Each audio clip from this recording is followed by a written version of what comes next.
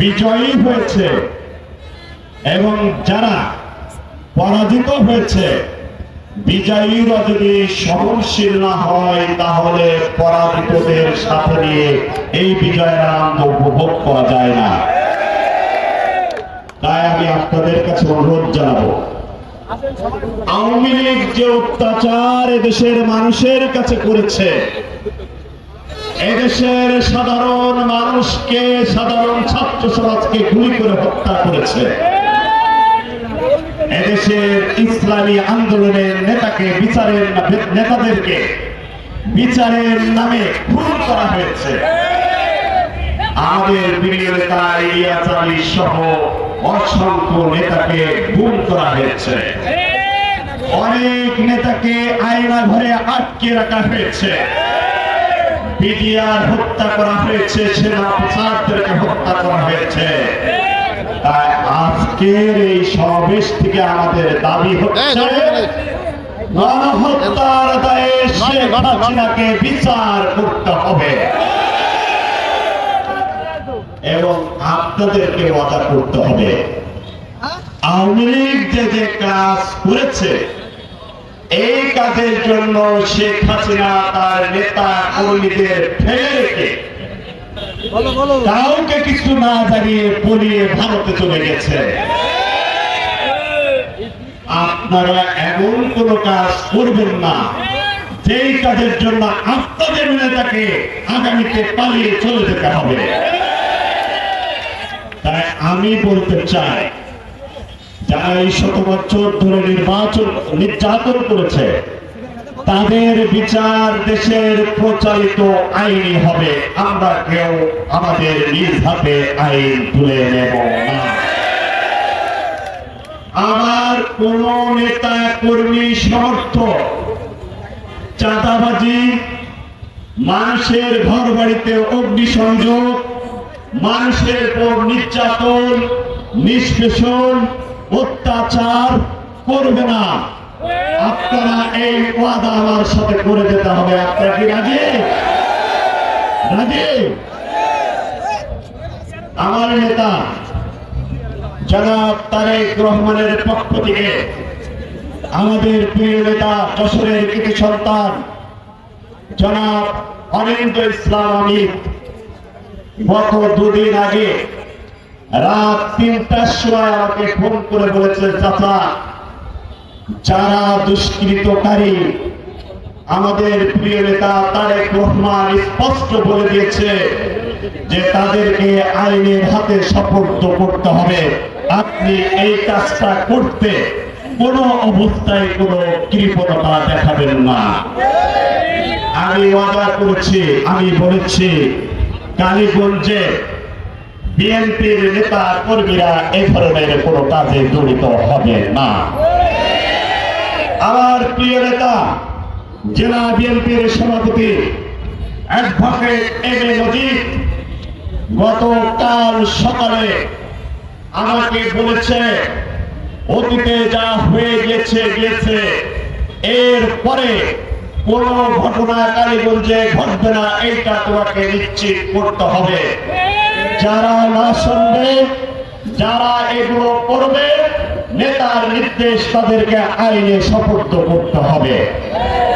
তো আজকে আমি এই সমাবেশ থেকে আপনাদের কাছে আমি অনুরোধ করছি, আপনারা দয়া করে এই কাজগুলো করবেন না। বাংলাদেশে সংখ্যালঘু বলে কোন কথা আমরা রাখতে চাই না। আমার নেতা তারেক রহমান বলেছে, এদেশে কোন সংখ্যালঘু নাই, সবাই আমরা বাংলাদেশের মানুষ, সবাই আমরা এখানে, আমরা সকলে আমরা একসাথে মিলেমিশে বসবাস করতে চাই। আপনারা রাজি তো? অতএব আমি যেন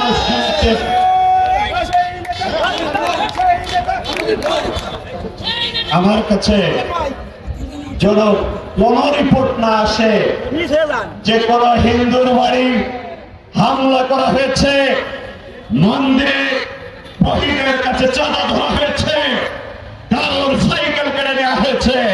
তাহলে কিন্তু তাৎক্ষণিকভাবে তার বিরুদ্ধে ব্যবস্থা নেওয়া হবে। আমরা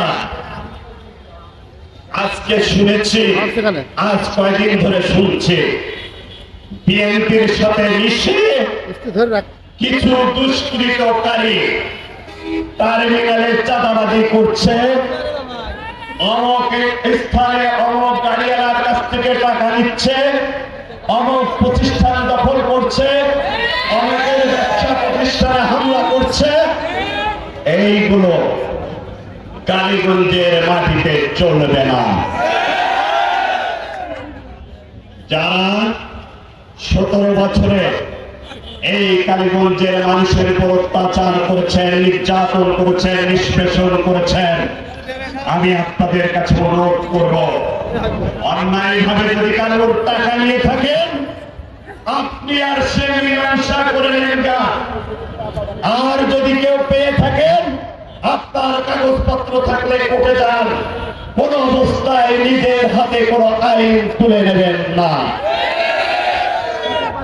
আমরা একটা কথা বাংলাদেশের ছাত্র জনতাকে নিশ্চিত করতে চাই, বিএনপি জামাত সহ বিরোধী জোট আজ 17টা বছর ধরে আমরা ঘর ছাড়া, বাড়ি ছাড়া, আমাদের ব্যবসা প্রতিষ্ঠান সকল কিছু ধ্বংস হয়ে গেছে, তবু আমরা হাসিনার কাছে আপোষ করি না, তবু আমরা হাসিনার কাছে যাই না। আমাদের নেত্রী মৃত্যুর সাথে পাঞ্জা লড়ছে, বিনা কারণে 8 বছর জেলখানায় ছিলেন, আত্মসমর্পণ করে বাংলাদেশ থেকে পালিয়ে যান না। আমাদের নেতা তারেক রহমানকে 14 বছর ধরে দেশের বাইরে রাখা হয়েছে, বাংলাদেশে আসতে দেওয়া হয় নাই। আজকে আমি আপনাদের একাধিকবার বক্তব্যে বলেছিলাম, এই বাংলাদেশে তারেক রহমান বীরের বেশে আসবে না, রাজার বেশে আসবে না। ইনশাআল্লাহ সেই পরিবেশ সৃষ্টি হয়েছে।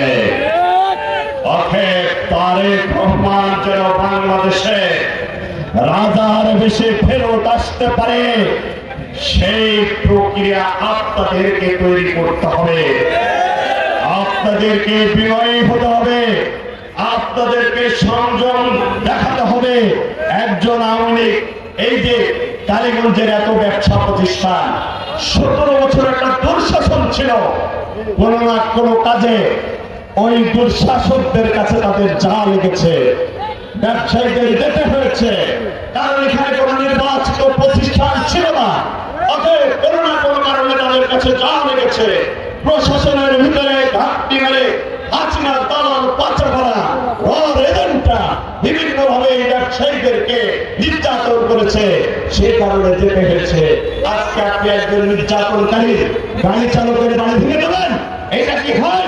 সততার পেটের দায়ে গাড়ি চালায়।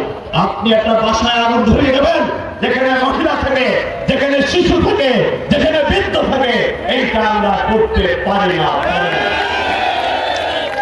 প্রিয় ভাইরা, আজকে